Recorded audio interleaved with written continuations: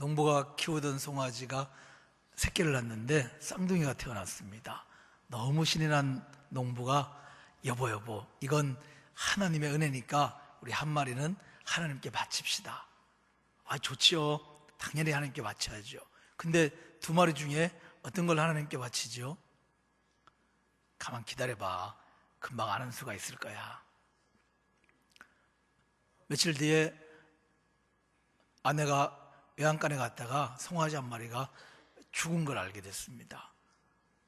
걱정이 가득해서 여보, 송아지가 한 마리 죽었는데 어떡하지? 남편이 태연하게 아이 참 하나님도 뭘 그렇게 빨리 자기 걸 찾아가시지? 어린아이들 버전도 있습니다. 엄마가 교회 가는 아이에게 500원짜리 동전 2개를 주면서 하나는 교회 가서 헌금으로 드리고 하나는 집에 오는 길에 과자 사 먹어라 그렇게 하고 줬습니다. 아이가 열심히 신나게 교회로 뛰어가다가 돌에 걸려서 넘어졌는데 그때 주머니에 있던 동전 하나가 튀어나와서 또르르 굴러가더니 하수도 덮개에 있는 구멍으로 쏙 빠졌습니다. 그러자 아이가 그 동전을 보면서 아, 내 헌금. 이렇게. 우리가 하나님을 향해서 예배할 때 우리의 마음이 평소에 어떤지를 보여주는 하나의 이야기라고 할 수 있습니다. 그 반대 이야기도 있습니다. 인도에서 선교하시던 선교사님이 전해준 이야기입니다. 마을에 늘 전도하려고 여러 번 만났던 여자분을 길에서 만났어요. 근데 마침 아들 둘을 데리고 가고 있는데 하나이는 보니까 얼굴도 잘생기고 아주 똑똑해 보이고 야무진 체격을 갖고 있고 옆에 있는 다른 아이는 키도 조금 더 크고 나이도 약간 더 들어 보이는데 얼핏 봐도 입에서 침도 좀 흘리는 것 같고 또 뭔가 걸음걸이가 정상이 아닌 게 금방 저 아이는 좀 약간 신체에 문제가 있는 아이인가 보다 그런 생각이 들었어요. 어딜 가는 길이세요? 물었더니 제가 저희 신에게 죄를 지은 게 있어서 죄를 속죄하려고 아들을 바치려고 강으로 가고 있습니다. 깜짝 놀랐습니다.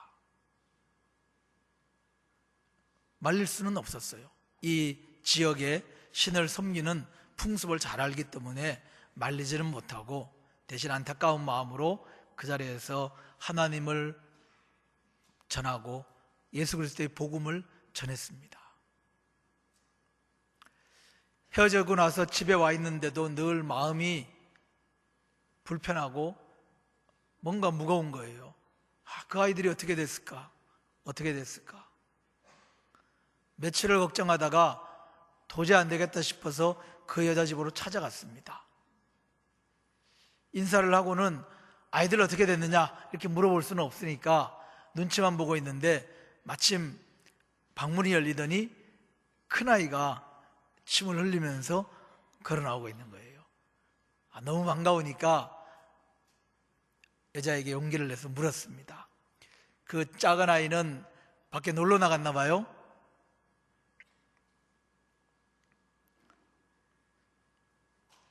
표정이 굳어지더니 아니 제가 지난번에 했던 말 기억 안 나세요? 제가 저희 아이를 신에게 바친다고 말씀드렸잖아요.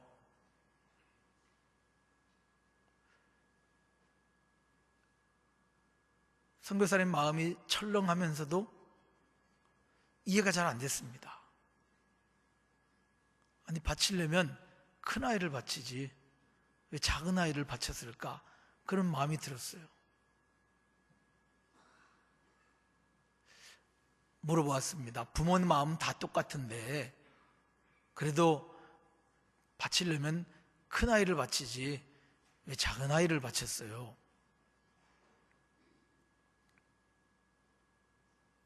여자가 기겁을 하듯이 놀라면서 당신은 당신 신에게 그렇게 하는지 모르지만 우리는 우리 신에게 제일 좋은 것 바칩니다.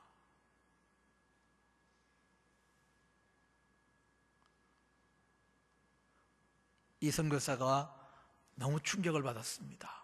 너무 부끄러웠습니다. 자신의 신앙이 얼마나 빈 껍데기인지를 알게 됐습니다. 저 무지몽매한 사람이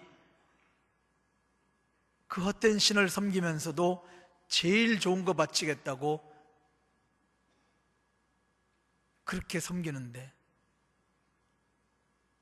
우리 위해서 생명까지 주시고 우리 위해서 죽으신 그 하나님을 섬긴다고 하고, 그 하나님의 복음을 전하기 위해서 이 먼 곳까지 와서 살고 있는 자신이 과연 똑같은 상황이라면 그렇게 할 수 있었을까?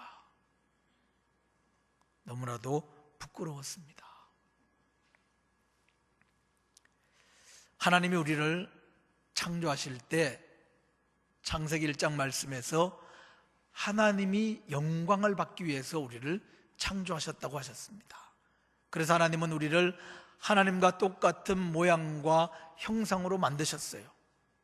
그런데 처음부터 인간은 하나님을 마음 아프게 하고 하나님의 뜻에 온전히 순종하지 않고 하나님을 영광되게 하지도 못했습니다. 그래서 결국 하나님은 모든 인간들을 다 물로 심판하고 죽이기로 작정하셨죠. 그런데 다행히도 노아 한 사람이 하나님에게 의인으로 인정받았습니다. 그래서 노아에게 큰 배를 만들게 하고 그의 가족들과 그리고 모든 생물들의 대표들을 뽑아서 그 방주에 들어가서 살 수 있도록 허락하셨습니다. 홍수가 다 끝나고 방주에서 나온 노아가 하나님에게 예배를 드렸습니다. 그 예배를 받으신 하나님께서는 사람은 원래부터 악하구나 그렇게 말씀하시면서 이제 내가 다시는 사람을 물로 심판하지 않겠다고 노아에게 약속해 주셨습니다. 하나님은 노아의 드리는 예배를 받으시고 마음이 기쁘셔서 그에게 이제는 이와 같은 끔찍한 재난은 없을 것이라고 그런 은혜를 주신 거죠. 우리는 하나님 앞에 나와서 예배합니다. 하나님이 이 예배를 기뻐 받으시기를 간절히 소망합니다. 예배를 기뻐 받으시는 하나님이 우리에게 약속과 은혜를 주시기를 기대합니다. 우리의 삶 속에 놀라운 은총과 능력을 베풀어 주시기를 간절히 소망합니다. 오늘 이 시간 이 예배가 하나님을 가장 기쁘시게 하는 예배, 하나님의 은혜와 약속이 임하는 귀한 예배가 되기를 주님의 이름으로 축복합니다. 우리는 노아는 도대체 어떤 예배를 드렸길래 하나님께서 그렇게 기뻐하시고 그에게 놀라운 은혜를 약속하셨을까? 오늘 말씀을 통해서 노아가 드린 예배를 우리가 배우고 또 그 똑같은 예배로 하나님께 올려드릴 수 있기를 소망합니다. 첫 번째 노아가 드린 예배의 가장 중요한 특징은 바로 삶의 가장 중요한, 가장 우선된 순서에 있는 예배였다는 겁니다. 긴 시간 뱃속에 있다가 이제 몇몇 안 되는 가족들과 많은 가축들이 배에서 내렸습니다. 할 일이 얼마나 많겠습니까? 당장 그날 밤 잠잘 곳도 구해야 됩니다. 먹을 것도 찾아야 됩니다. 무엇보다 물을 구해야 하루를 넘길 수가 있습니다. 배에서 내리자마자 급하게 꼭 하지 않으면 안 되는 일이 너무나도 많았습니다. 그런데 그 모든 일을 다 제쳐놓고 노아가 제일 먼저 한 일은 하나님께 예배드리는 일이었습니다. 급한 일, 중요한 일, 다급한 일, 이 모든 것보다도 하나님께 예배드리는 것이 노아의 모든 삶의 제일 우선된 자리에 있었습니다. 노아가 이런 예배를 드릴 수 있었던 이유가 무엇이겠습니까? 그것은 바로 노아의 마음속에 모든 것을 책임져 주시는 분이 하나님이시다. 내가 하나님을 의지하고 하나님을 믿고 하나님만 붙잡으면 내 삶의 전부를 하나님께서 다 책임져 주신다고 하는 분명한 믿음이 그에게 있었기 때문에 이 예배는 바로 그 믿음의 고백이기 때문입니다. 하나님은 아브라함이라고 하는 사람을 높이 세우시고 그에게 말로 표현할 수 없는 큰 복과 은혜를 약속으로 주셨습니다. 무엇 때문입니까? 100살에 얻은 아들, 정말 자기 목숨보다도 더 귀한 아들을 하나님께서 바치라고 했을 때 그가 순종했기 때문입니다. 아브라함이 왜 순종했겠습니까?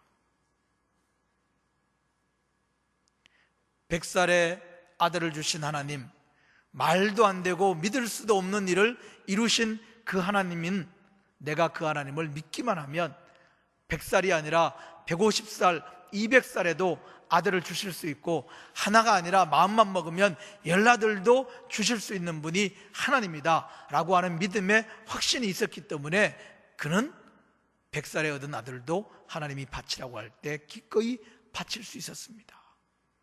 그 믿음을 보시고 하나님이 아브라함에게 놀라운 은혜를 약속하신 겁니다. 당장 눈앞에 있는 다급한 모든 일을 제쳐놓고 제일 먼저 하나님께 예배드리는 그 노아의 예배 속에도 아브라함과 똑같은 믿음의 고백이 담겨 있는 거지요. 사랑하는 성도 여러분, 오늘 우리가 이 자리에 무엇 때문에 모였습니까? 혹시 예배를 건너뛰면 한 주간 좀 찜찜할까봐 오신 분은 안 계실 겁니다.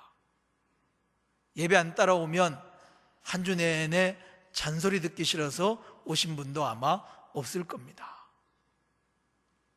아니면 뭔가 좀 인생에 도움이 될 만한 이야기를 들으려고 오신 분도 아마 없을 겁니다.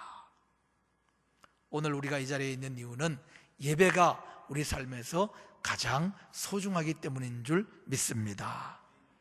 하나님을 영화롭게 하고 경배하는 일이 하나님이 우리를 자녀 삼으신 이유이기 때문인 줄로 믿습니다. 하나님만이 내 인생의 소망이고 내 인생의 빛이고 희망이기 때문에 하나님 앞에 나와 있는 줄로 믿습니다. 하나님을 경배하고 찬양하고 예배하는 이 시간을 통하여 하나님을 높이고 그 하나님의 임재를 경험할 수 있기를 축복합니다. 오늘 이 예배가 노아가 드린 예배, 아브라함이 드린 예배처럼 하나님을 기쁘시게 하고 그 하나님을 통하여 놀라운 은혜의 약속을 받으시는 귀하고 복된 예배 되시기를 주님의 이름으로 축원드립니다. 하루를 시작하는 첫 시간, 매일매일 아무리 바빠도 단 1분이라도 주님을 만나고 주님께 드릴 수 있기를 축복합니다. 한 주를 시작하는 이 첫날, 첫 아침에 우리가 하나님 앞에 나와서 예배하는 것처럼 또 내일부터 시작하는 한 주의 첫 시간, 직분자 예배로 드리는 그 시간, 주님 앞에 나와 예배하고 기도함으로 시작할 수 있기를 축복합니다. 우리 모두의 삶 속에 제일 중요한 자리, 가장 우선된 자리, 의식주보다도 더 귀한 자리에 언제나 하나님을 예배하고 경배하는 귀한 것이 자리 잡는 믿음의 사람 되시기를 간절히 축원드립니다. 두 번째로 노아가 드린 예배의 가장 귀한 것은 오직 하나님께 드리는 예배였기 때문입니다. 노아는 배에서 내리자마자 가장 정결하고 가장 구별된 것으로 짐승을 준비해서 하나님께 드렸습니다. 노아가 드린 이 예배는 오직 하나님을 향하여 아낌없이 정성을 다해서 드리는 예배였지 무엇인가를 기대하고 바라는 마음으로 드리는 예배는 결코 아니었습니다. 우리는 거룩한 예배에 오면서도 때로는 뭔가를 많이 받아서 가야 된다고 생각할 때가 있습니다. 예배에 드리는 찬양에 내가 은혜를 받아야 하고, 예배에 드리는 기도에 내가 은혜를 받아야 하고, 말씀에 내가 도전과 결단을 받아서 이 거룩한 전을 떠나야 한다는 생각에 사로잡혀 있을 때가 있습니다. 우리가 드리는 예배는 오직 하나님께 드리는 것입니다. 하나님을 높이는 겁니다. 하나님을 경배하는 겁니다. 하나님을 영화롭게 하는 겁니다. 그 거룩한 하나님 앞에 우리의 모든 것들을 아낌없이 드리는 순간입니다. 무엇인가를 내가 예배드리고 받기를 기대한다면 속된 표현으로 하나님과 우리 사이에 물물교환하고 거래하는 거잖아요. 우리가 드리는 예배는 우리가 뭔가를 기대하고 바라기 위한 예배가 아니라 정말 예배 받으실 분, 유일하게 예배 받기에 합당하신 그 하나님에게 전심을 다하여 드리는 예배, 모든 것을 다하여 드리는 귀한 예배가 되시기를 축복합니다. 지난 성탄에 핸델의 메시아라는 찬양을 통해서 모두가 많은 은혜를 받으셨을 줄로 압니다. 핸델은 어릴 때부터 신앙으로 자랐습니다. 믿음의 가정에서 자랐습니다. 그렇지만 핸델의 신앙도 우리와 별반 다르지 않았습니다. 열심히 신앙생활하고 열심히 믿음 생활하고 하나님 잘 믿으면 하나님께서 음악가로 성공하게 해주시고 또 인생이 잘 되게 만들어 주실 거라는 그런 기대를 갖는 신앙이었습니다. 그렇게 신앙생활하고 음악가로 살던 핸델에게 어느 날 고난이 닥쳤습니다. 오페라를 만들어서 많은 돈을 투자하고 상영을 냈는데 실패하고 경제적으로 파탄하고 말았습니다. 너무나도 충격을 받고 상처를 받아서 뇌출혈까지 일으켜서 몸에 마비 증상까지 왔습니다. 좌절하고 낙담되고 또 하나님께서 자신을 도와주지 않은 것에 대해서 하나님을 향한 불평과 원망까지 마음속에 가득 차서 힘들고 어려운 삶을 보냈습니다. 그런 중에 어느 날 친구에게서 편지가 한 통이 왔습니다. 이 친구는 시를 쓰는 친구인데 자기가 지은 시를 보내주면서 이 시를 가지고 음악을 하나 만들었으면 좋겠다고 하는 당부가 적혀 있었습니다. 눈에 들어오지도 않았습니다. 지금 자기 마음이 얼마나 힘들고 몸이 힘든데 그런 거 아주 신경도 안 썼어요. 그렇게 하고 내던져 주었는데 어느 날 갑자기 시가 좀 보고 싶어졌습니다. 친구가 보내준 시를 펼쳐서 하나하나 읽어가면서 차츰차츰 그 시의 내용 속에 빠져들었습니다. 그리고 읽어내려가는 중에 마음이 편안해지고 위로를 받는 것을 느꼈습니다. 친구가 보내준 시는 이사야 40장 1절 말씀을 가지고 풀어서 쓴 시였습니다. 40장 1절 말씀은 위로하라 위로하라 내 백성을 위로하라고 주 하나님이 말씀하신다. 주의 영광은 드러나고 말리라 하는 말씀이었습니다. 이 시를 읽어가면서 핸델의 마음속에 깊은 회개의 눈물이 쏟아졌습니다. 내가 그동안 나를 위한, 내가 믿음으로 뭔가 나를 잘되게 만든 하나님을 이용하는 믿음을 내가 가지고 살았구나. 죄 많은 인간을 위하여 목숨까지 주시고 세상에서 상처받고 힘들고 고난당하는 우리를 위로하기 위하여 주님이 독생자까지 보내주셨는데 나는 그 사실을 깨닫지 못했구나. 회개의 눈물을 흘리면서 하나님이 나를 통하여 많은 사람들에게 위로를 하게 하시는구나. 많은 사람들에게 내가 음악적인 재능을 가지고 위로를 선포하게 하시는구나. 이것이 하나님을 위하는 일이고 하나님이 나에게 주신 사명이구나 하는 것을 마음속으로 깨달았습니다. 그날이 8월 24일이었다고 하는데 그날부터 22일 동안을 잠도 자지 않고 먹지도 않고 오직 그 시를 가지고 곡을 쓰는 일에만 집중을 했다고 합니다. 그렇게 해서 만들어진 곡이 우리가 성탄절과 부활절에 많은 은혜를 받는 핸델의 메시아라고 하는 곡입니다. 핸델의 메시아는 바로 우리의 신앙이 하나님을 위한, 하나님께로만 향하는 믿음이 아니라 내가 뭔가를 얻으려고 하는 그 신앙이 얼마나 잘못되었는지를 통회하고 자복하면서 써내려간 곡이었습니다.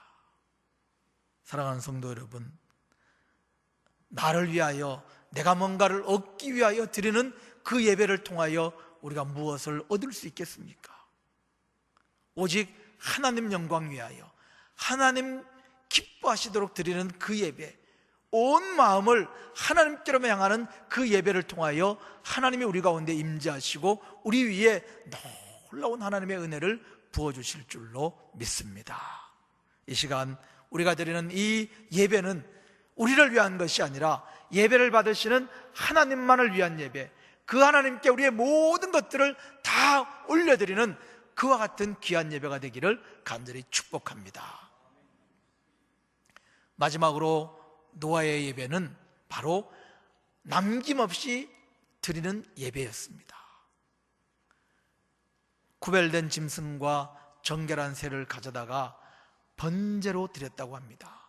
번제는 제물에 아무것도 남기지 않고 전부를 다 불태워서 올려드리는 제사가 바로 번제라고 하는 예배법입니다. 노아는 하나님 앞에 그 제물의 모든 것을 아낌없이 드렸습니다.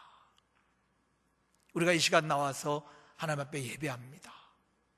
우리의 마음과 우리의 생각과 우리의 온 몸을 다해서 전심으로 하나님을 예배할 때 그 하나님이 우리 가운데 임재하셔서 우리의 삶에 은혜를 주시고 우리의 삶을 통하여 노아와 아브라함에게 주셨던 약속들을 이루어 가시는 역사들이 나타날 줄로 믿습니다. 에콰도르에서 선교하시는 선교사님이 어느 날 그 험한 밀림 속에 다른 선교사님이 찾아오셨어요. 이제 그 선교사님을 다시 돌아가게 하려고 하니까 교통편이 없으니까 조그마한 경비행기를 운전해서 직접 모셔주러 갔습니다. 비행기가 출발해서 얼마 가지도 않았는데 갑자기 엔진 쪽에서 푸드덕 푸드덕 그러는 소리가 나더니 엔진이 꺼져 버렸습니다. 큰일 났습니다. 어딘가에 비상 착륙을 해야 겨우 살 수 있을 것 같은데 돌아보아도 산 아니면 절벽밖에 없는 거예요. 큰일 났습니다. 옆에 있는 선교사 부부에게 선교사님 빨리 좀 기도 좀 해주십시오. 기도해야 됩니다. 그러놨더니 내가 오늘 선교사님 데리고 나온다고 바빠가지고 나도 기도를 못했구나. 그 자리에서 하나님 앞에 회개합니다. 하나님, 제가 오늘 바쁘다는 핑계로 기도도 못하고 하루를 시작했습니다. 하나님, 선교한다고 하면서 하나님의 복음 들고 생명 건다고 하면서 하루를 시작하는 시간에 기도도 못하고 했습니다. 하나님 용서해 주시옵소서. 그리고 오늘 이 순간 하나님 도와주시옵소서. 정말 짧은 시간이지만 눈물을 쏟으면서 전심을 다해서 마지막 기도라는 마음으로 그렇게 기도했습니다. 기도가 끝나고 눈앞에 있던 야트마탄 산을 가까스로 넘어가자 그곳에 조그마한 마을이 있고 마을 옆에 넓지는 않지만 작은 풀밭이 펼쳐져 있습니다. 그 풀밭에 얼른 비행기를 비상착륙을 시켰습니다. 안도의 한심을 쓰고 비행기에서 내리는 사이에 마을 사람들이 갑자기 비행기가 동로에 나타나니까 막 몰려왔습니다. 근데 그 중에 한 아저씨가 이건 기적입니다. 기적입니다. 이건 진짜 기적입니다. 계속 그렇게 말하는 거예요. 선교사님은 이 비행기가 엔진도 꺼졌는데 산을 넘어와서 이 풀밭에 안전하게 내려와서 사람들이 아무도 안 다쳐서 그래서 기적이라고 말하나 보다 그렇게 생각했어요. 근데 그 남자 얘기가 뭐냐 하면 조금 전까지만 해도 이 풀밭에 솥대가 가득 있었다는 거예요. 근데 갑자기 이 솥대들이 이유도 없이 한쪽으로 싹 다 몰려가더니 그 솥대들이 싹 몰려가자마자 갑자기 언덕 너머에서 비행기 하나 나타나더니 여기 내렸다는 거예요.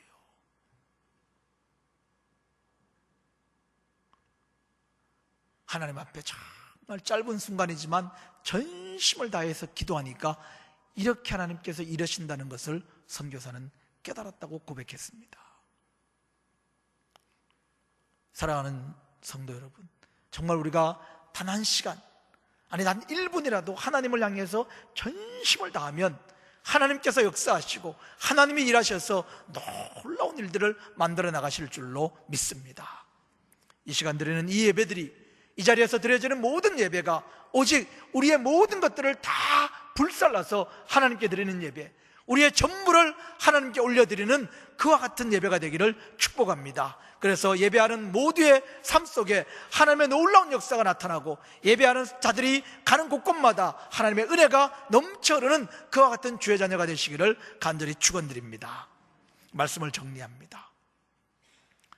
저 흐르는 강물이 아무리 도도하게 흘러도 거슬러 올라가고 거슬러 올라가면 처음 시작된 출발한 곳이 있습니다. 그것을 가리켜서 수원이라고 합니다. 수원, 물의 근원이라는 거죠.